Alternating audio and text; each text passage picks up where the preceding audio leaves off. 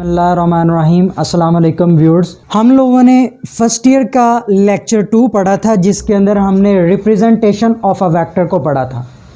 अगर बुक पे page number 23 पे देखें तो नेक्स्ट आर्टिकल है रेक्टेंगुलर कोऑर्डिनेट सिस्टम, और स्टार्ट में ही उसकी डेफिनेशन भी दी गई है। तो सबसे पहले इसको एक्सप्लेन करते हैं। अगर हम दो रेफरेंस लाइनों को इस तरह से ड्रॉ करें कि वो आपस में परपेंडिकुलर हों, इंग्लिश में आप यूं कहेंगे two reference line drawn such that they are right angle और परपेंडिकुलर टू ईच अदर, तो तब इनको क्या कहेंगे? ये जो दोनों लाइनें हैं ना, इसको हम कहते हैं एक्स एक्सिस, इसको हम कहते हैं वाई एक्सिस, और दोनों को हम क्या कहेंगे? मिला के दो है ना यहाँ पे, तो इनको कहेंगे कोऑर्डिनेट एक्सिस। कोऑर्डिनेट एक्सिस, ये स्पेलिंग का ख्याल रखिएगा। एक्सिस सिंगुलर वर्ड है और ये प्लूरल वर्ड है, तो इसके लिए एक्सिस का वर्ड आएगा। तो शुरू में आप देख सकते हैं two reference line drawn at right angle to each other are known as coordinate axis. यहां तक अगर हम एंड कर दें तो ये कोऑर्डिनेट एक्सिस की डेफिनेशन है। अब ये जो दोनों कोऑर्डिनेट एक्सिस हैं, इनका जो पॉइंट ऑफ इंटरसेक्शन है, मतलब जहां पे ये एक दूसरे को कता कर रहे हैं, वो कहलाता है ओरिजिन। तो सेकंड डेफिनेशन हमारी ओरिजिन की है, and there point of intersection is called origin. अगर हम स्टार्ट से डेफिनेशन को लें और ओरिजिन तक लिख दें, अगर हम स्टार्ट से डेफिनेशन को लें और ओरिजिन तक एंड करें, तो यह हमारी ओरिजिन की डेफिनेशन होगी। याद रखें, एंड से नहीं करना, स्टार्ट से लेके यहाँ तक। अगर हम स्टार्ट से डेफिनेशन को कोऑर्डिनेट एक्सिस तक एंड कर दें, तो ये इसकी डेफिनेशन होगी। थर्ड, इसके बाद इन दोनों लाइनों के मिलाने से जो भी चीज़ वजूद में आती है, उसको कहते हैं rectangular coordinate system. Rectangular coordinate system का एक और नाम है, इसे कार्टेशियन कोऑर्डिनेट सिस्टम भी कहते हैं। तो देखें, this system of coordinate axis is called Cartesian और रेक्टेंगुलर कोऑर्डिनेट सिस्टम। तो इस तरह व्यूअर्स, आपके स्टार्ट में जो बुक पे डेफिनेशन दी गई है, इसके अंदर 3 डेफिनेशन छुपी हुई हैं। याद रखें, ये कोई लॉन्ग क्वेश्चन नहीं है, ये जस्ट डेफिनेशंस के व्यू पॉइंट से इंपॉर्टेंट है, तो हमने ये डेफिनेशंस ही करनी। दोबारा से एक दफ़ा मैं इसको रीड करता हूँ। Two reference line drawn at right angle to each other are known as coordinate axis. Their point of intersection is called origin, and this system is called rectangular coordinate system. मतलब rectangular coordinate system actually graph होता है 2 axis वाला, जिसमें x और Y axis होते हैं, और यही हमारा आज का आर्टिकल है। इसी टॉपिक के अंदर एक और है, उसको हम कहते हैं स्पेस कोऑर्डिनेट सिस्टम। तो नेक्स्ट डेफिनेशन इसी के अंदर है, इसी टॉपिक के अंदर, तो वो हम पढ़ेंगे जी। तो व्यूअर्स, नेक्स्ट इसी टॉपिक के अंदर जो डेफिनेशन छुपी हुई है, वो है स्पेस कोऑर्डिनेट सिस्टम की। स्पेस कोऑर्डिनेट सिस्टम क्या होता है?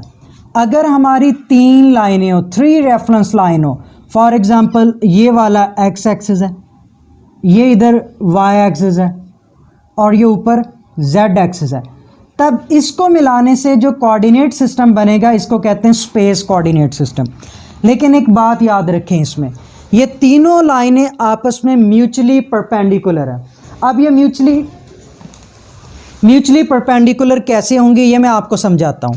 आप इसको इस तरह से देख सकते हैं, वाई एक्सिस आपका इस जानब है, जेड एक्सिस हमारा ऊपर की जानब है।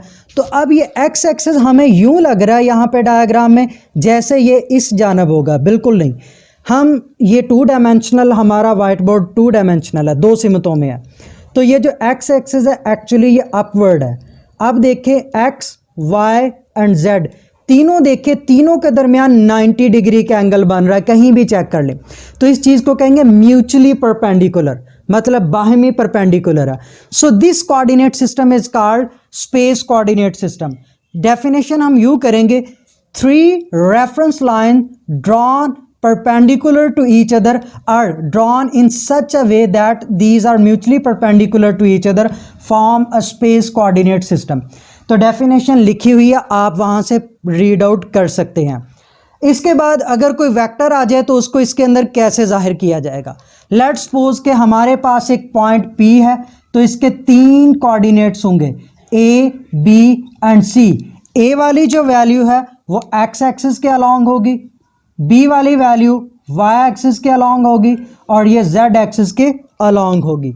तो लेट्स सपोज कहीं भी ये पॉइंट आ जाता है, पहले हम A की तरफ चलेंगे, फिर y की जानब चलेंगे, देन z की जानब। तो यहाँ पे लेट्स सपोज ये पॉइंट आ गया। थोड़ी देर में मैं आपको समझाऊंगा कि कैसे हम चलेंगे। तो ये एक पॉइंट आ गया। अगर ये पॉइंट एक वेक्टर क्वांटिटी है तो इसको हम मिलाएंगे ओरिजिन के साथ। ओरिजिन के साथ मिलाने से ये एक वेक्टर बन जाएगा, ठीक है। आगे आपने पॉइंट जहां पे है वहां पे एरो हेड लगा देना। तो ये हमारा वेक्टर है। तो वेक्टर को स्पेस कोऑर्डिनेट सिस्टम के अंदर यूं रिप्रेजेंट करते हैं। अब एक और बात है, एक्स एक्सिस जो है इसके साथ ये जो वेक्टर एंगल बनाएगा इसको हम कहेंगे अल्फा। वाई एक्सिस के साथ जो एंगल बनाएगा इसको हम कहेंगे बीटा, और जेड एक्सिस के साथ ये जो एंगल बनाएगा इसको हम गैमा कहेंगे। तो यहाँ पे 3 डिफरेंट एंगल्स हैं, अल्फा, बीटा एंड गैमा। एक और बात, आप चाहें तो यहाँ पे y लिख सकते हैं, यहाँ पे z और यहाँ पे x भी लिख सकते हैं। मतलब हम इनको इंटरचेंज भी कर सकते हैं, लेकिन हमें एक चीज़ का ख्याल रखना, ये जो हमारी इस तरह रोटेशन बन रही है ये x, y, z की बननी चाहिए। मतलब x, y, z, ठीक है। मैं एक एग्जांपल देता हूँ। लेट्स सपोज ये मैंने एक कोऑर्डिनेट सिस्टम ड्रॉ किया है, ये x है, ये z है, ये y है। तो अगर इस तरह चलें तो ये बनता है x, z, y। तो ये गलत हो जाएगा। ये हमारा स्पेस कोऑर्डिनेट सिस्टम उस तरह से हमारी इस डायरेक्शन के अंदर x, y, z की ही अरेंजमेंट और तरतीब आनी चाहिए, तब आपका ये स्पेस कोऑर्डिनेट सिस्टम ठीक होगा। फॉर एग्जांपल अगर यहाँ पे मैं x लिख दूँ, देन ये y, देन ये z। तो अगर हम इस डायरेक्शन में चलें, घूम के आएँ, x, y, z ही बनेगा, लेकिन x यहाँ से स्टार्ट हो रहा है। तो कहने का मतलब ये है कि x एक्सिस यहाँ पे है, ज़रूरी नहीं है कि ये यहाँ पे हो। आप इसे यहाँ पे भी ले सकते हैं, यहाँ पे भी ले सकते हैं, इससे कुछ नहीं। बस शर्त ये है 3 reference line drawn mutually perpendicular to each other. तीनों लाइनें म्यूचुअली परपेंडिकुलर डायरेक्शन में होनी चाहिए। अब आगे जो कोऑर्डिनेट सिस्टम हमारा कार्टेशियन कोऑर्डिनेट सिस्टम था, उसके अंदर भी हमें वेक्टर रिप्रेजेंटेशन को देखना है।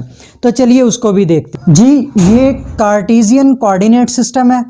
अब इसके अंदर अगर हम एक वेक्टर को रिप्रेजेंट करें तो लेट्स सपोज के एक वेलोसिटी का वेक्टर है जिसके पॉइंट A एंड B हैं। A एक्स एक्सिस के अलॉन्ग वैल्यू है, B वाई एक्सिस के अलॉन्ग वैल्यू है। तो पहले हम A पॉइंट एक्स एक्सिस के अलॉन्ग चलेंगे, फिर B पॉइंट वाई एक्सिस के अलॉन्ग चलेंगे, तो कहीं पे हमारा पॉइंट आएगा, उसको अगर हम ओरिजिन से मिला दें तो ये वेक्टर बन जाएगा। अब ये जो वेक्टर है यहाँ इसका एक ही एंगल हमने शो करना, और वो एंगल होगा एक्स एक्सिस के साथ एंटी क्लॉकवाइज डायरेक्शन में, इसको थीटा कहेंगे। ये चीज़ याद रखें, नेक्स्ट बार बार आएगी। पॉजिटिव एक्स एक्सिस के साथ एंटी क्लॉकवाइज डायरेक्शन में जो एंगल हमारा बनेगा वो थीटा होगा। तो ये वाला जो हमारा टॉपिक है कार्टेशियन कोऑर्डिनेट सिस्टम, ये कंप्लीट हो गया। इसके अंदर हमने जो याद करना है वो कार्टेशियन और स्पेस कोऑर्डिनेट सिस्टम की डेफिनेशंस है। जस्ट ये डेफिनेशंस याद करनी है, और वेक्टर को किस तरह रिप्रेजेंट करते हैं कार्टेशियन में और स्पेस में, ये हमने करना है। ये कोई लॉन्ग क्वेश्चन नहीं है। इसके साथ ही जो नेक्स्ट हमारा आर्टिकल है वो है वेक्टर एडिशन, तो वो इंशाल्लाह हम नेक्स्ट लेक्चर में देखते हैं। इसके साथ ही मुझे इजाज़त दीजिए। अल्लाह हाफिज़।